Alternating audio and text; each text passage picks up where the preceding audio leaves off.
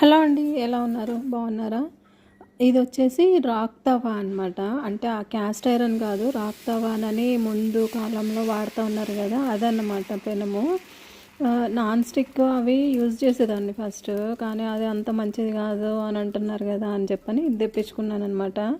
దోశ అయితే చాలా బాగా వస్తుంది అనమాట. అంటే మరీ మనం పల్సగా వేసుకోవాలంటే కనుక కొంచెం ఆనియన్ రాసేసి అతుక్కోకుండా వస్తుంది.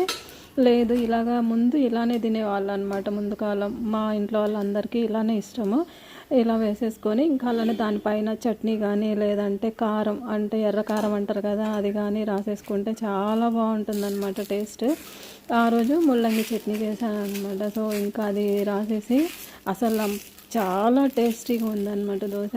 ఒకసారి ట్రై చేయండి ఇలాగ చట్నీ రాసుకొని. దోశ కారం బదులు చట్నీ రాసుకున్నా కూడా చాలా బాగుంటుంది, పల్లి chutney. Thank you for watching.